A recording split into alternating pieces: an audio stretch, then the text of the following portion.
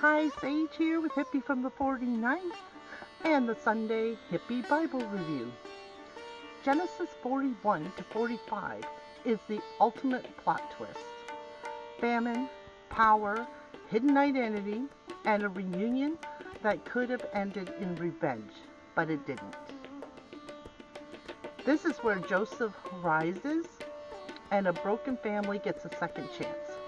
And sometimes, like Joseph, the hardest winters lead to the greatest harvest. Let's go. For 2 full years, Joseph remained in Pharaoh's prison, forgot. Then one night, Pharaoh had a dream. He was standing by the Nile when 7 healthy, well-fed cows rose from the river and began grazing among the reeds. Then 7 sickly, thin cows came up after them and devoured the healthy ones. Pharaoh woke up, but then he dreamed again. 7 heads of grain, full and beautiful, grew on a single stalk. After them sprouted 7 thin, scorched heads, and they swallowed the full ones. Disturbed, Pharaoh called for his wise men and magicians, but no one could explain the dreams. That's when the chief cupbearer remembered Joseph. Pharaoh sent for him at once. Joseph stood before Pharaoh and said, "I cannot interpret dreams, but God can." He explained the 2 dreams were one message. 7 years of abundance were coming to Egypt, followed by 7 years of devastating famine. And Joseph didn't stop there. He gave Pharaoh a plan. Store grain during the years of plenty, build reserves, prepare. Pharaoh was so impressed, he said, "Can we find anyone like this man, one whom is the Spirit of God?" And in a single moment, Joseph went from prisoner to ruler. Pharaoh placed his own gold signet ring on Joseph's finger. He dressed him in fine linen, gave him a gold chain, a chariot, servants to run before him, and put him in charge of all Egypt. Joseph was 30 years old. For 7 years, he traveled throughout the land, storing grain in massive quantities, so much it could no longer be measured. During those years of abundance, Joseph became a father of 2 sons, Manasseh and Ephraim. Then the famine came. The crops failed, the land withered. And when the people cried out for food, Pharaoh told them, "Go to Joseph, do whatever he tells you."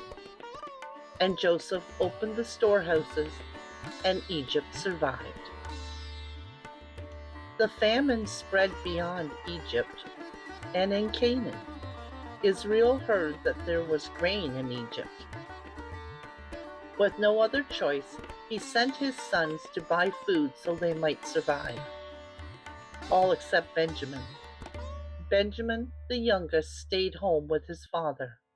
Israel could not bear the thought of losing him too.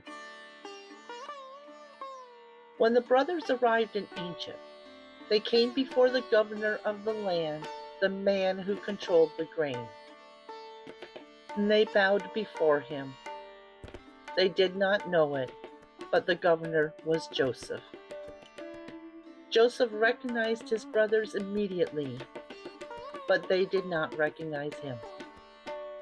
The boy they had thrown into a pit, the brother they had sold into slavery, now stood before them, clothed in authority. Joseph spoke harshly to them. "You are spies," he accused. They protested. They were honest men, sons of one father, 12 brothers. One no more, and the youngest at home. Joseph listened carefully. Then he demanded proof. "Bring your youngest brother to me," he said. "Then I will know you are not spies." He placed them in custody for 3 days.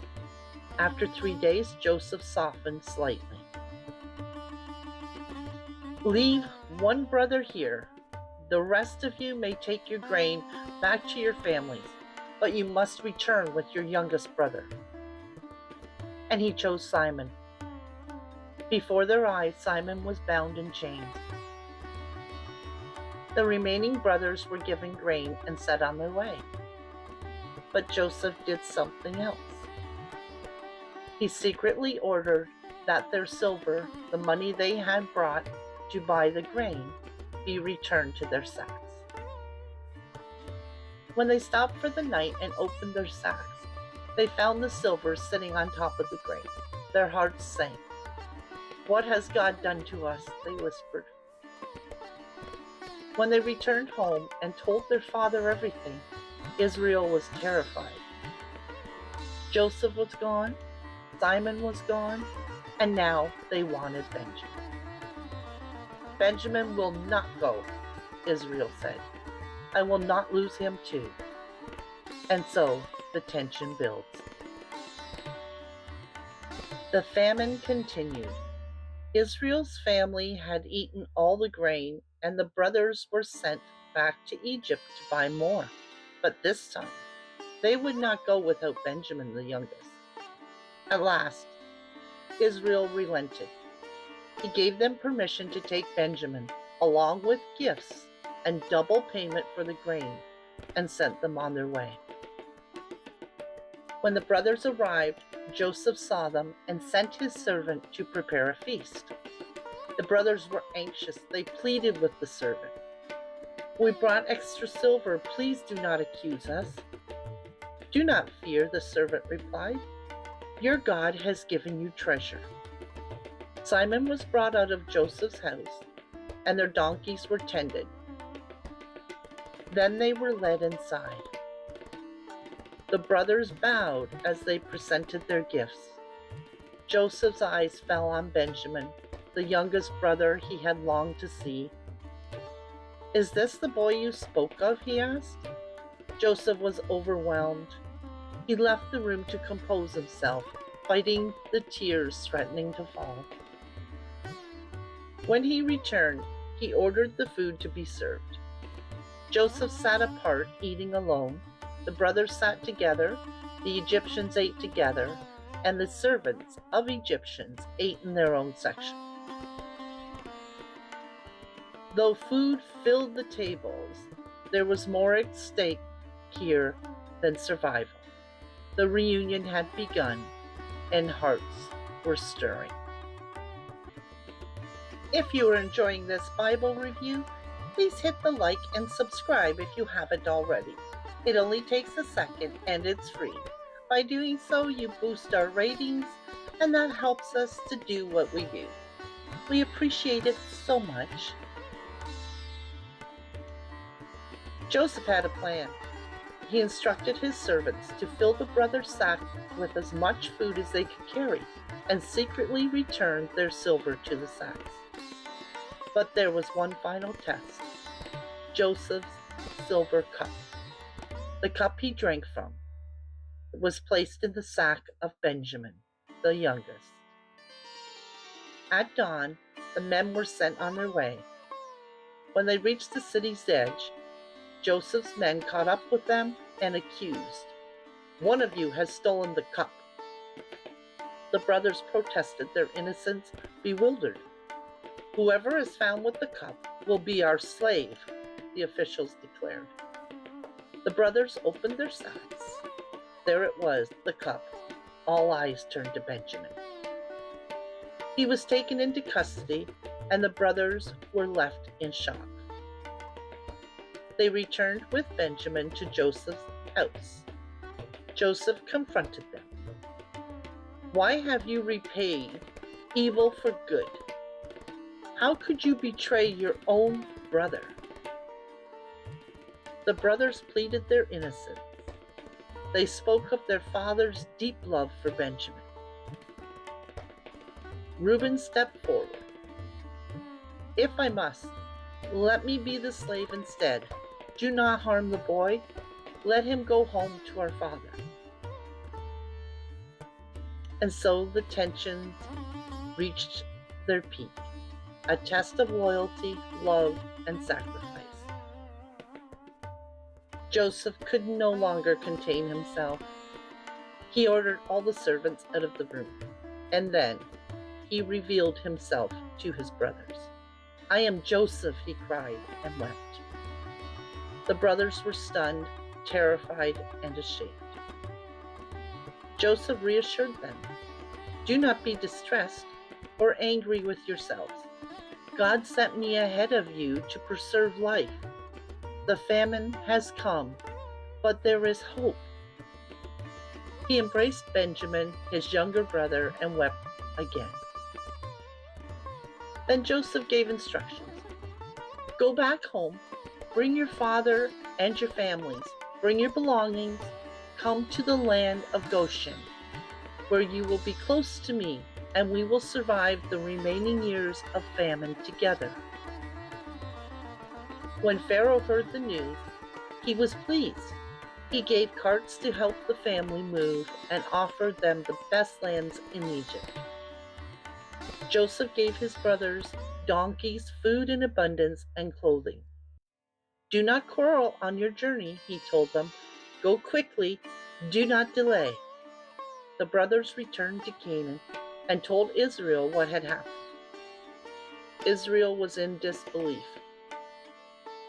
But finally he said, "Let us go and see Joseph before I die." Reunion, forgiveness, and God's providence had come full circle.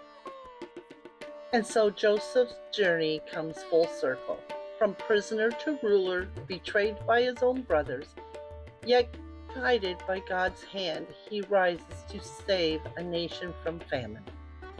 But this is more than just a story of survival. It's a story of patience, integrity, and forgiveness. Joseph didn't seek revenge. He trusted God, and in doing so, he became a blessing not just to Egypt, but to his own family. When he finally revealed himself, it wasn't just about the reunion. It was about the power of providence, the strength of faith, and the healing that comes from forgiveness. For us today, it's a reminder, even when life seems unfair, even when betrayal cuts deep, trust, wisdom, and compassion can turn hardship into hope. And that's the story of Joseph, a story of dreams, resilience, and God's plan unfolding in ways we may not always see, until the right moment. On another note, our thoughts and prayers have been and remain with the people of Tumblers Ridge. We remember and honor the lives that have been lost. Though they are no longer with us, their light shone brightly in our world, and their memory continues to inspire and guide us. May we carry forward the warmth and kindness they shared, keeping their spirit alive in our hearts. Until next week, keep praying, be kind, and keep the faith. Blessed be.